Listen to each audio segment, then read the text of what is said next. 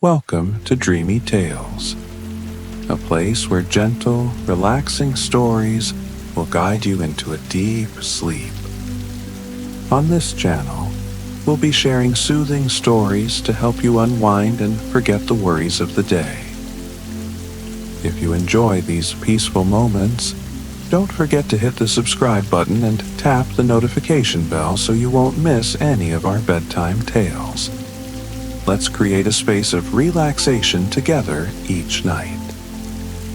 Now, before we dive into tonight's story, let's take a few moments to relax your body and mind. Find a comfortable spot to sit or lie down. Gently close your eyes and take a deep breath. Inhale slowly, feeling the fresh air filling your lungs, and slowly exhale, letting the tension in your body gradually melt away. Repeat this 3 more times. With each breath, feel yourself becoming more relaxed and ready to enter the magical world of stories.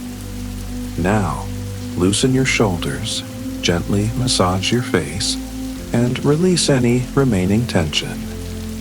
Pay attention to any areas in your body that still feel tight, maybe in your neck, back, or legs, and gently let them relax. Next, we'll do a short guided visualization. Imagine yourself in a beautiful garden under the night sky, with the soft moonlight shining down. You can hear the rustling of leaves in the breeze, the sound of water flowing gently in the distance. Feel the cool breeze brushing against your face. Now that your body and mind are relaxed, let's step into tonight's story. But before we begin, remind yourself that you deserve these moments of relaxation, and let go of all worries as you listen to each word. And now, as you are fully relaxed, let's begin our journey into tonight's tale. Allow my words to guide you into a world of dreams and serenity. Relax and listen slowly. Drifting beneath a colorful canopy of freshly laundered clothes strung across the narrow alleyway, Eleanor inhaled deeply, the crisp, clean scent filling her lungs with a sense of comforting familiarity. It was an aroma that spoke of home, of domesticity, of the simple rhythms of daily life, instantly easing any lingering anxieties and making her feel a sense of belonging in this unfamiliar city. As she continued to amble along the cobbled street, her senses were further awakened by a delightful medley of other aromas that danced in the morning air. The rich, invigorating fragrance of freshly brewed coffee, mingling with the sweet, buttery scent of pastries just out of the oven. There must be a charming little cafe tucked away nearby, Eleanor mused, her stomach beginning to rumble in anticipation of breakfast. The time was somewhere around 8 o'clock in the morning, and Eleanor was eagerly looking forward to her first proper meal of the day. She knew that this neighborhood, Trastevere, was renowned for its abundance of traditional Italian cafes, often referred to as bars, where locals would habitually stop off for a swift espresso and a quick chat before starting their day. Finding a suitable spot for breakfast shouldn't be too difficult, Eleanor thought.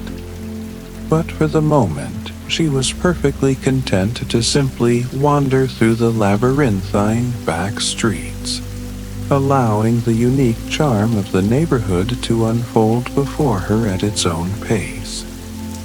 The sun, a brilliant orb in the clear Roman sky, was shining brightly this morning, casting sharp, dramatic blocks of light and shadow across the ancient buildings and the narrow alleyways.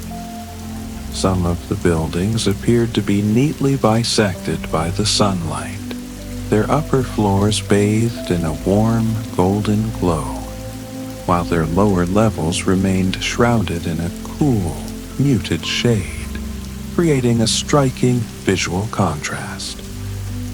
Eleanor's mind wandered to some of the classical paintings she had admired in art galleries, where the artists had masterfully employed the technique known as chiaroscuro, an Italian term meaning light-dark. The interplay of illumination and shadow this morning reminded her of those striking tonal contrasts, where light and darkness were used to create depth, drama, and a sense of heightened realism.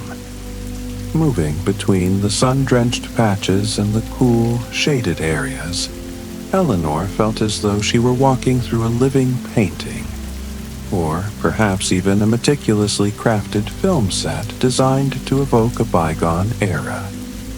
The scene felt almost dreamlike, not entirely real, especially as she seemed to be the only person strolling down this particular street at this early hour.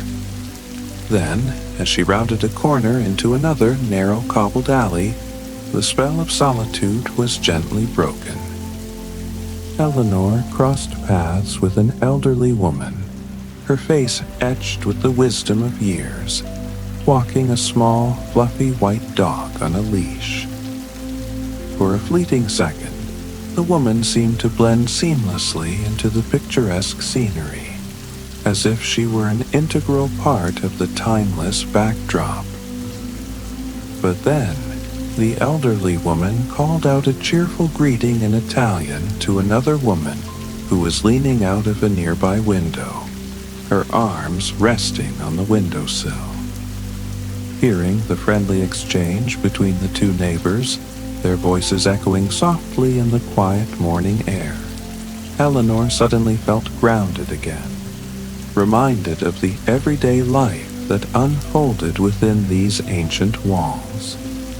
There were moments when this neighborhood felt almost too perfectly picturesque to be entirely real, like a scene from a postcard or a movie.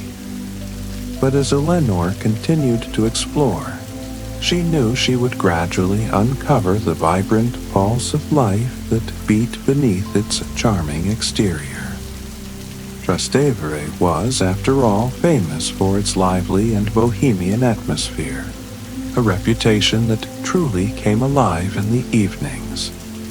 At night, Eleanor had heard, the streets would be packed with a vibrant mix of people, locals and tourists alike, all gravitating towards this enchanting part of the city to meet up for drinks at bustling outdoor cafes and enjoy delicious dinners at traditional trattorias. But at this moment, in the gentle light of the early morning, the neighborhood exuded a serene and peaceful ambiance.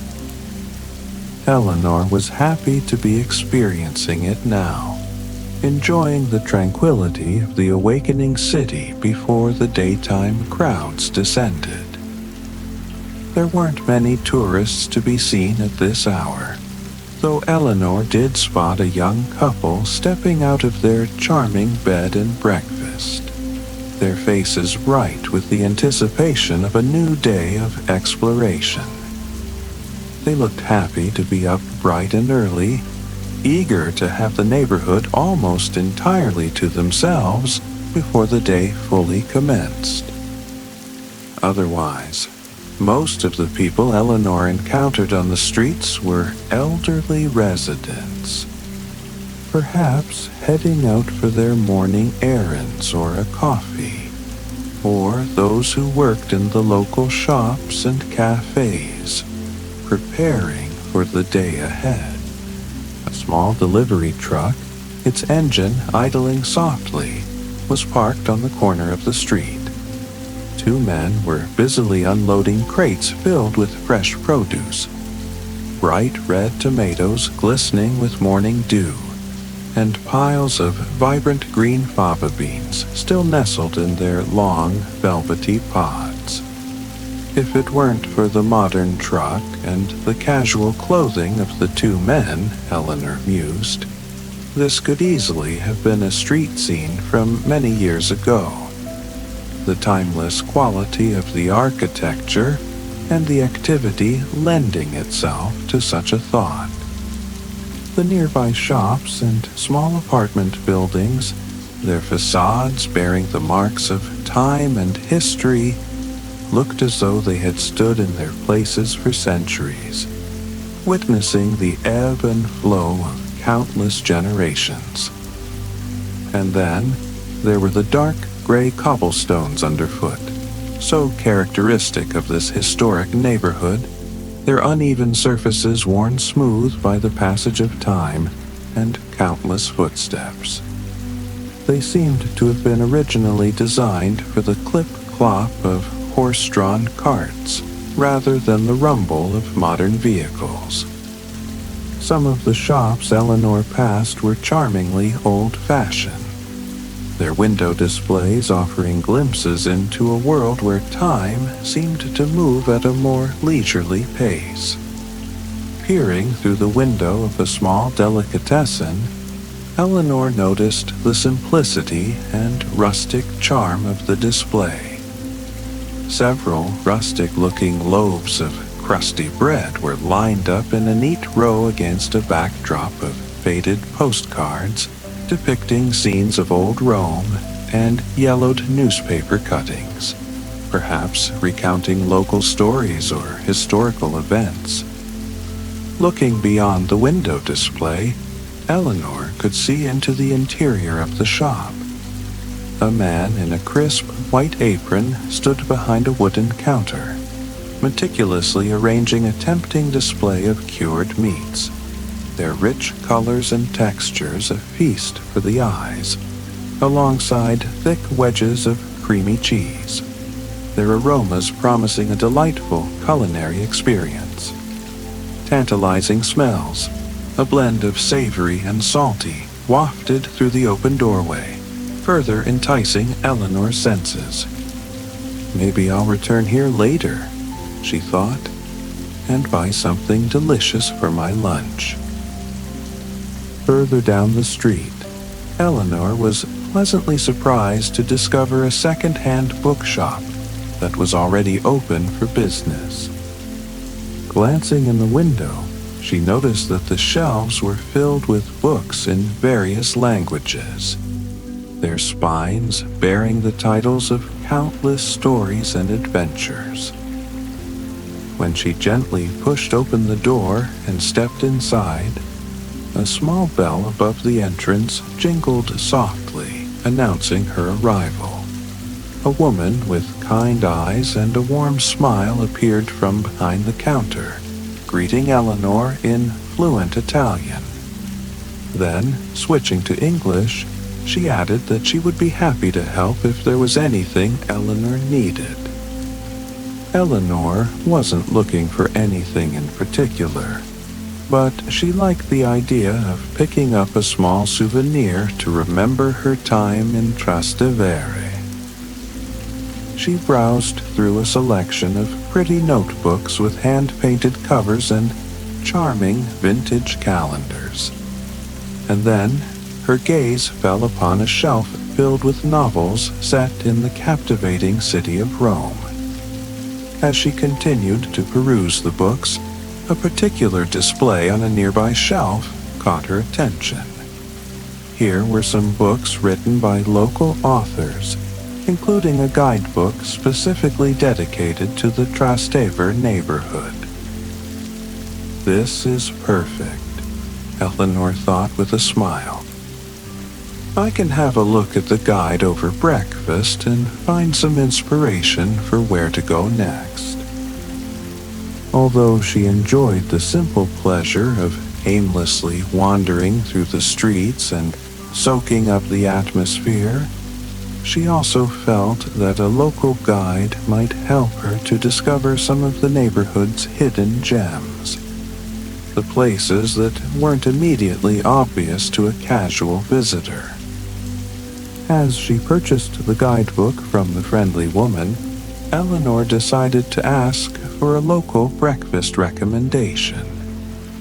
There's a very nice bar just around the corner, the woman told her, her eyes twinkling. It's a lovely place to sit on a morning like this, and their pastries are some of the best in the entire city. After leaving the bookshop, Eleanor easily found the recommended bar. It had a few small tables set up outdoors in the shade of a large awning, and a handful of them were already occupied by customers, leisurely sipping their morning coffees and reading newspapers. A man sat at one of the tables, engrossed in the day's news, while his small terrier dog peacefully napped by his feet, occasionally twitching its nose as if dreaming of chasing squirrels. This is just what I wanted, Eleanor thought, a sense of contentment washing over her. It was a quiet and inviting place for breakfast, located on a charming pedestrianized street that looked like something straight out of a picturesque postcard. The buildings lining the street were painted in warm, earthy shades of terracotta, their facades partially covered with lush, draping vines of ivy, adding to the neighborhood's romantic appeal.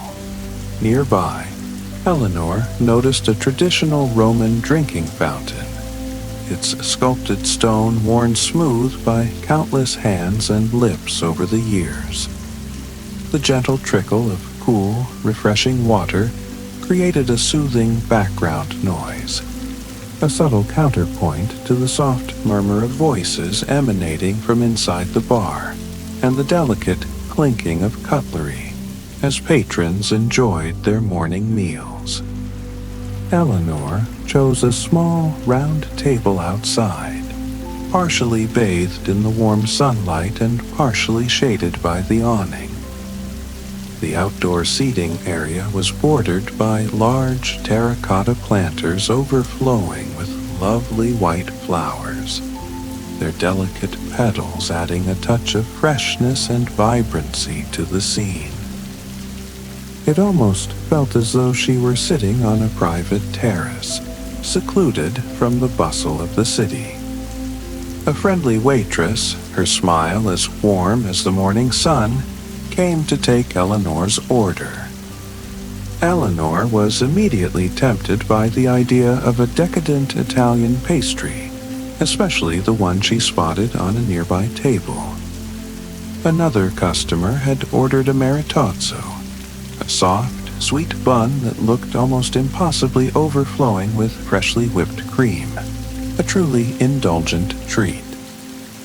The waitress, noticing Eleanor's gaze, explained that the name of this particular pastry came from the Italian word for husband, marito. She then shared the charming story behind it. Traditionally, a young man would present one of these cream-filled buns to the woman he wished to marry, often with a precious ring or jewel hidden inside the generous mound of whipped cream. Maybe I'll try one of these traditional Roman treats next time, Eleanor thought, making a mental note. In the end, however, she settled for a classic cappuccino, its rich aroma promising a perfect start to the day, and something a little simpler, a crescent-shaped pastry known as a cornetto, its flaky layers hinting at a light and buttery sweetness. The waitress returned a couple of minutes later with Eleanor's breakfast. The milky coffee, its warmth seeping into her hands, instantly lifted her mood and her energy levels, while the sugary pastry had just the right amount of sweetness to satisfy her morning craving without being overly rich. It was exactly what she had been longing for. For a while, Eleanor simply relaxed at her table, sipping her cappuccino and savoring the peaceful atmosphere of the street. Once again, she found herself noticing the beautiful interplay of contrasting light and shade, and the warm, earthy colors that defined the neighborhood. The palette was distinctly Roman, soft, earthy pinks and reds of the buildings standing next to walls painted in shades of burnt orange, all anchored by the deep charcoal gray of the ancient cobblestones underfoot. Then her attention turned to the newly purchased guidebook resting on the table in front of her. Setting down her coffee cup, she opened the book and studied the map of the Trastevere area, immediately noticing just how centrally located the neighborhood was within the sprawling city of Rome. It was nestled right in the heart of the city, situated on the western side of the Tiber River. Its name, Trastevere, literally translating to across the Tiber River. Eleanor read that in ancient times this area was originally considered separate from the main city of Rome, lying outside its original boundaries. Over the centuries, however, it had gradually become integrated into the urban fabric of Rome, while still managing to cultivate and maintain its own distinctive identity and character. Historically, Trastevere had been a lively, working-class neighborhood, a vibrant hub of activity. Many of its early residents had emigrated from various parts of the Middle East, drawn to the bustling port and the opportunities it offered. With the Tiber River flowing nearby, sailors and fishermen also chose to settle in this area, contributing to its diverse and dynamic population. During the reign of the Emperor Augustus, around the beginning of the 1st century AD, the district was formally recognized as part of the city of Rome, solidifying its place within the urban landscape. In the following centuries, Trastevere largely maintained its working-class atmosphere and character, becoming known for its independent spirit and its strong sense of community. However, Eleanor also learned that a few wealthy Roman families had also chosen to reside in Trastevere over the centuries, building luxurious villas and sprawling gardens along the banks of the Tiber, adding another layer to the neighborhood's rich history. One of the most famous of these grand residences was a magnificent villa called Villa Farnesina.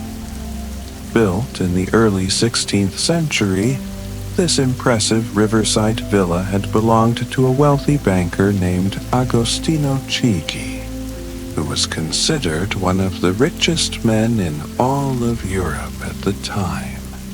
Chigi had commissioned the renowned artist Raphael and other great masters of the era to decorate the interior of his villa with beautiful and elaborate frescoes, transforming it into a true masterpiece of Renaissance art.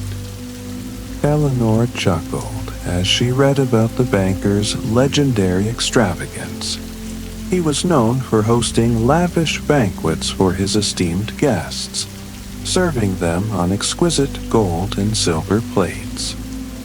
After the dinner was concluded, in a grand display of his immense wealth, Chigi would order the used plates and cutlery to be thrown out of the windows and into the Tiber River, much to the astonishment of his guests.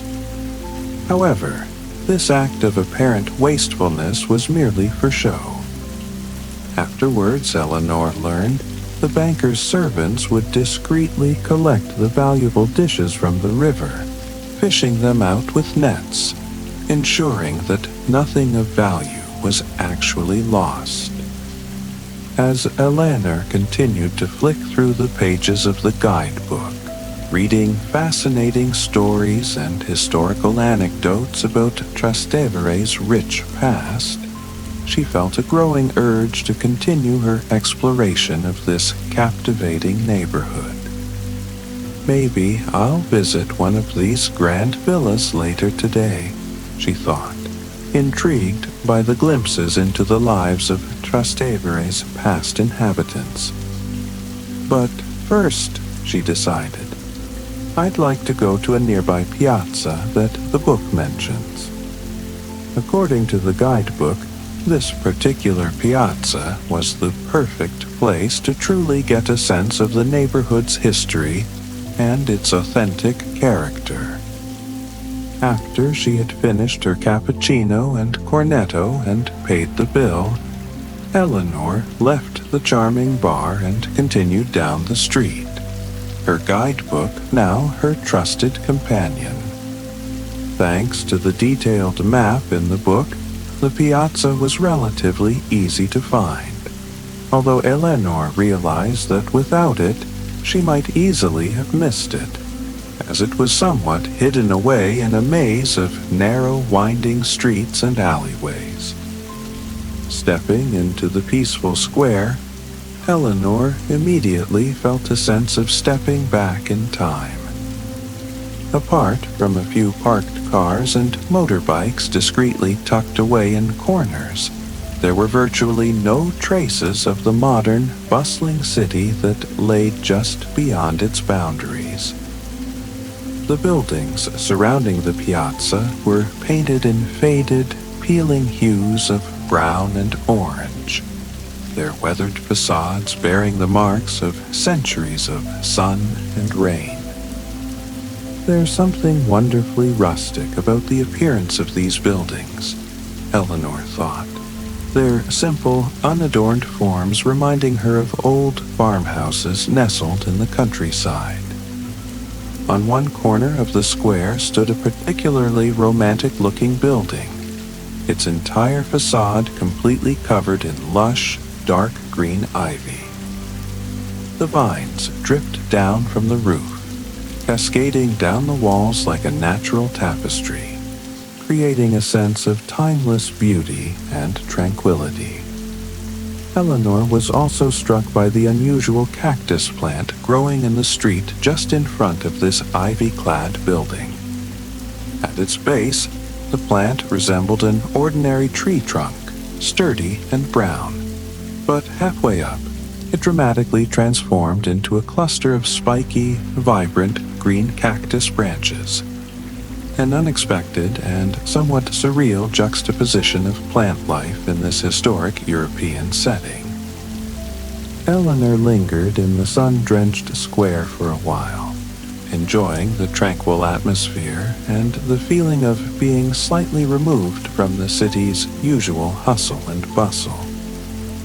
It was nice and quiet now, in the late morning sun, but she could easily imagine that this very spot would have been a hive of activity in the past. The guidebook informed her that the name of the piazza, Piazza dei Mercanti, literally translated to Square of the Merchants. For centuries, this very place had been a central hub of activity in Trastevere, bustling with merchants selling their wares, sailors arriving from distant ports, and local artisans displaying their crafts. With the Tiber River flowing so close by, the square would have felt like a busy port or marketplace, filled with the sounds of commerce and the vibrant energy of people from all walks of life.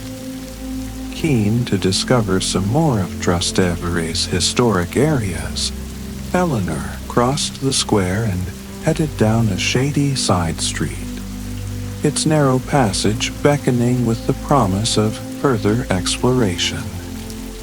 The alleys here were like a winding labyrinth, each turn revealing a new and intriguing perspective.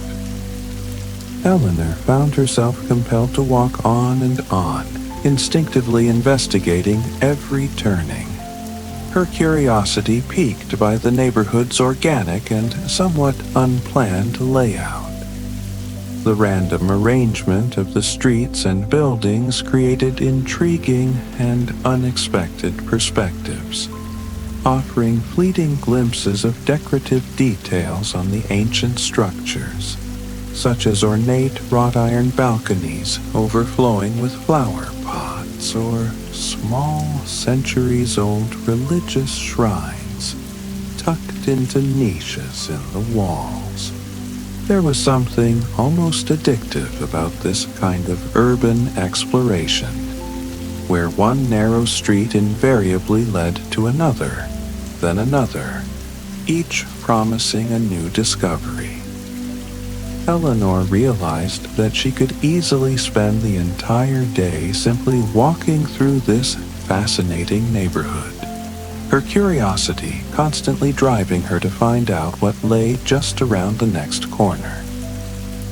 For a while, she followed her instincts, putting the guidebook and its map aside, allowing her feet to lead her on an unplanned adventure. As she emerged from a particularly narrow alleyway, Eleanor found herself standing in a wider street, directly opposite a tall apartment block painted in a vibrant shade of orange. The building looked relatively modern, perhaps dating from the mid-20th century, but standing in stark contrast directly in front of it was a substantial section of an ancient Roman wall. Although clearly a ruin, its weathered stones bearing the marks of millennia, it still stood impressively tall, reaching up to the third floor of the modern apartment building. How strange it must be to live there, Eleanor thought, gazing up at the juxtaposition of ancient and contemporary architecture. She imagined the residents opening their windows in the morning or sitting out on their balconies in the evening, with the towering presence of a Roman wall just a few meters away, a constant reminder of the city's long and layered history. These striking juxtapositions of modern and ancient architecture were everywhere to be found in Rome, Eleanor had already observed, a testament to the city's enduring legacy. There were no informational signs identifying the specific ruin in front of her, but luckily her newly purchased guidebook came to the rescue. While it didn't specifically mention this particular wall, there was a paragraph about some underground Roman ruins located in this exact area. According to the guide, beneath the very street Eleanor was standing on lay the well-preserved remains of a building known as the Excubatorium. Built in the 2nd century A.D., during the height of the Roman Empire, it had served as the barracks for the neighborhood's dedicated fire brigade. Because of the buckets they carried for putting out fires, the men who served in this ancient fire department were affectionately nicknamed Little Bucket Fellows by the local populace. In addition to their firefighting duties, they also worked as watchmen, patrolling the streets and keeping the city safe during the night, ensuring a sense of security for the residents of Trastevere.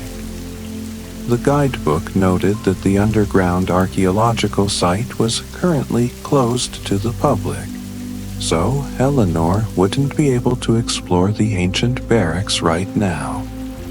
But simply reading about its history and gazing at the imposing ancient walls standing before her allowed her imagination to run wild. Picturing what life must have been like in Trastevere centuries ago, with the watchmen coming and going throughout the night, their footsteps echoing on the cobblestones. The remains of the Excubatorium were undoubtedly ancient, dating back nearly 2,000 years. But Eleanor knew that the history of Trastevere stretched back even further than that. It was truly amazing to think that this very land had been continuously inhabited for at least 2,500 years, witnessing the rise and fall of empires, and the countless stories of the people who had called it home. What else is hidden underground, she wondered, the thought of the unseen history beneath her feet, adding another layer of intrigue to her exploration. Everywhere she went in Rome, it seemed, there were layers upon layers of history waiting to be discovered. The melodic ringing of church bells, a familiar sound that echoed through the narrow streets of Rome, gently awakened Eleanor from her historical reverie.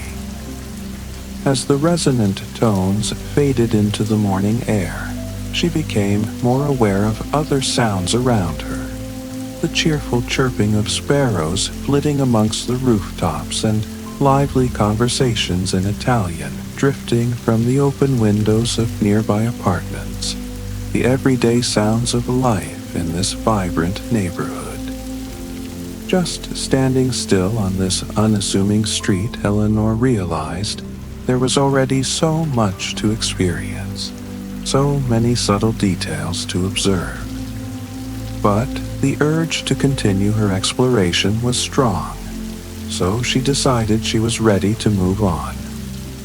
She crossed the main road that cut through the neighborhood and joined the gentle flow of people heading towards the more central areas of Trastevere. This charming street was lined with a delightful array of small shops and inviting restaurants, their doors and windows open to the morning air. It was a little busier here than in the quieter back streets, and now that it was mid-morning, the sidewalks were starting to fill up with locals and tourists alike. Even so, the area still retained a peaceful and relaxed atmosphere. The people around Eleanor walked at a leisurely pace, often stopping to admire the window displays of the various shops, their faces relaxed, and their expressions suggesting a general enjoyment of the day. Everyone seemed to be in a good mood, soaking up the warm sunshine and the laid-back vibe of Trastevere, just as Eleanor was.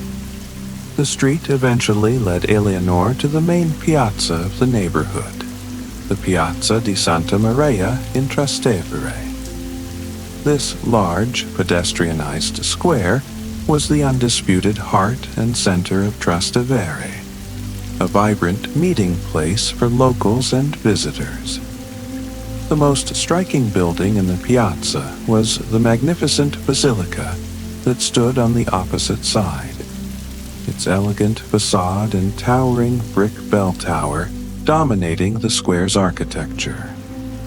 Just in front of the impressive church was a large, ornate fountain, its sculpted stone basin encircled by wide, inviting stone steps. After navigating the winding and often shaded alleys of the back streets, it felt wonderfully liberating to stand in this open space, bathed in sunlight. It was light and airy, and for the first time that morning, Eleanor truly noticed the expansive blue sky above, so clear and bright without a single cloud to mar its perfect expanse. Walking across the square, Eleanor crossed paths with a group of children who were enthusiastically playing a lively game of football, their laughter echoing across the piazza. A little boy on a bright red tricycle diligently went round and round the central fountain, a wide and proud smile illuminating his face. There were also a number of tourists in the square, taking photographs of the basilica and browse the displays of the various souvenir shops that lined one side of the piazza. But despite the presence of tourists, there was still a palpable sense of local life in the Piazza di Santa Maria. Alongside the souvenir shops, Eleanor noticed a well-stocked bookshop, a traditional pharmacy with antique wooden shelves, and a small newspaper kiosk overflowing with publications. People gathered in small groups on the cobblestones, animatedly chatting to their neighbors and friends, their voices creating a gentle hum of conversation. It felt as though there was a perfect balance between the visitors who came to admire Trastevere's charm and the residents who called it home. There was even a sense of balance in the architecture of the piazza, Eleanor observed. The buildings surrounding the square were beautiful and elegant, with their warm colors and classic Roman designs, but they weren't overly grand or imposing, creating a welcoming and accessible space. The square seemed to have been thoughtfully designed for its residents, a place where they could gather, socialize, and enjoy the heart of their neighborhood. A few charming cafes were dotted around the perimeter of the square, their outdoor tables shaded by large white umbrellas, offering inviting spots to sit and people watch. They all looked so inviting, Eleanor thought, feeling the effects of her long, meandering walk starting to catch up with her. Maybe I'll choose one of them to sit at for a while, to rest my feet and recharge before continuing my exploration. First, however, she felt compelled to get a better look at the magnificent Basilica di Santa Maria in Trastevere. Its golden facade, adorned with intricate mosaics, was dazzling in the bright sunlight, and Eleanor felt an irresistible pull towards it. It would be impossible to pass through this central square without stopping to admire its beauty and historical significance. The wide stone steps of the fountain in front of the basilica provided the perfect resting place. Eleanor sat down facing the church and took the opportunity to look at it more closely, taking in its architectural details and artistic embellishments. The main entrance was sheltered by a graceful white portico, supported by elegant columns. Above the portico was a stone balustrade, lined with a series of weathered marble statues, their forms softened by time and the elements. The golden wall above the portico was decorated with painted palm trees, their fronds reaching upwards towards the shimmering mosaic that lay just above. The mosaic depicted the Madonna and Child, surrounded by a procession of women holding lamps, their figures rendered in vibrant colors that sparkled like jewels in the sunlight.